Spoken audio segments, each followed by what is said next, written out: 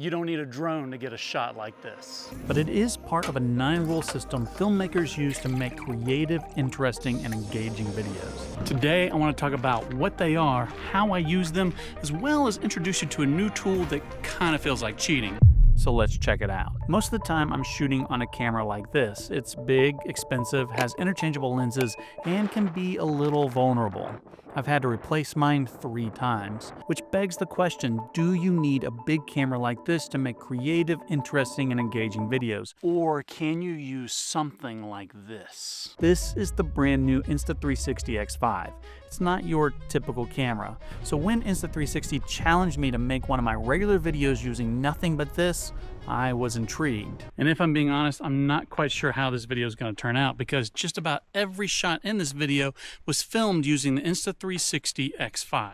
And because I'm using the camera to talk about the camera, I need something to make this video about, so I decided I want to talk about one of the tricks I use to make my videos, specifically the 9-shot rule. But what is that? Well, you know what B-roll is, right? It's basically any footage where you don't see someone talking. B-roll is super important because it helps make a video interesting and engaging.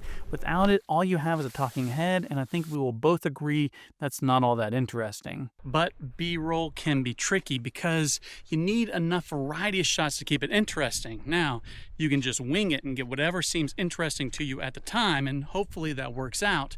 But when you go to edit, you may not have enough to work with.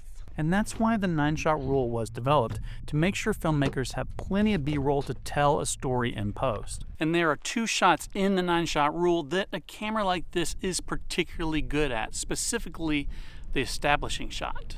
The establishing shot does exactly what it says. It establishes where the scene is taking place and gives context for all the other shots the audience will see. A lot of people will use drones to get their establishing shots because they give a wide angle and a bird's eye view. And I've used drones in the past, but I don't like to because of how loud they are, the legal red tape just to use one, not to mention they are banned in national parks and wilderness areas. For the last couple years, I've been using 360 cameras with really long selfie sticks. And that's the beauty of 360 cameras. As the name suggests, they film everything in 360 degrees. That means you don't really have to worry about where to point the camera or how to frame your shot. You just get everything every time you hit record. And they're designed to automatically remove the selfie stick, so it looks like the camera is floating just like a drone. I've used this technique to get a lot of different shots, and it's by far the #1 way I've used 360 cameras. And I would honestly use it more, but the video quality on older cameras hasn't been that great. This is my old X3 camera, and this is the brand new X5. Look at the difference between these 2 cameras. The X5 has made substantial improvements in video quality, low light performance, and digital processing. First off, this is an 8K resolution camera with a much larger sensor that makes it much more sensitive to light, with a full 13.5 stops of dynamic range. Behind the larger sensor are 3 AI-powered chips that process the image to reduce noise and get a cleaner, crisper image. The camera is beginning to rival the quality of high-end professional cameras, making it a much more viable option for my videos. Now, as part of the 9-shot rule, you need to get at least 2 establishing shots, which the 360 camera is great at, but you also need to get at least 1 unique shot, which can sometimes be difficult with a standard camera.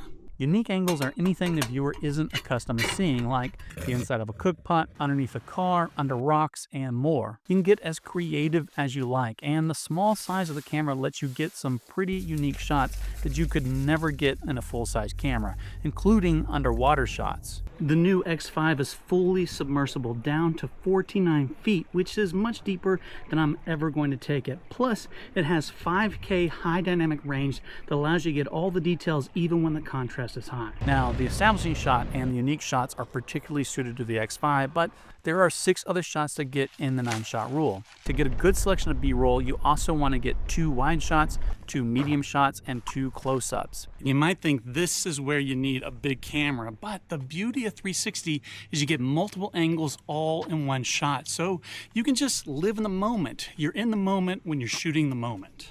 You can go into any 360 footage, select the angle you want, select the zoom level you want, and have multiple different shots all selectable in post. Now, this doesn't mean you're not going to have to move the camera around, but it does mean you don't have to think so much about how you're going to frame the shot. But one of the complaints people have had with 360 footage is that it isn't always beginner friendly. In the past, you've had to set up multiple keyframes to get the footage to look the way you want it. But now, thanks to AI algorithms, the Insta360 can automatically reframe the footage to focus on an individual, selfie mode, or a fixed point of interest, which makes editing a whole lot easier. Now, it doesn't matter how good your video looks if you don't have good audio. It's something I'm really curious about on the X5 because it's got built-in wind noise reduction. So you may have noticed that I'm also wearing a lapel mic in all of these videos. That's because I'm not sure how the on-camera mic is going to do, and I don't want to miss anything. So here is a little bit of a comparison. This is the audio from the built-in X5's mic, and this is the audio from an external lapel mic. If you're into action sports, you can record GPS speed, acceleration, and more.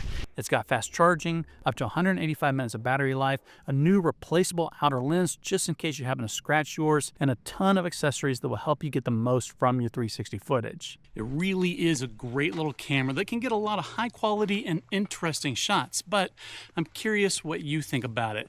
Let me know down in the comments below how you think this video turned out and whether or not you would shoot a high quality video on a camera like this. Thank you to Insta360 for sponsoring this video. I really hope you enjoyed it and learned something along the way. Please be sure to like, subscribe, and do all those other things. And as always, thanks for watching.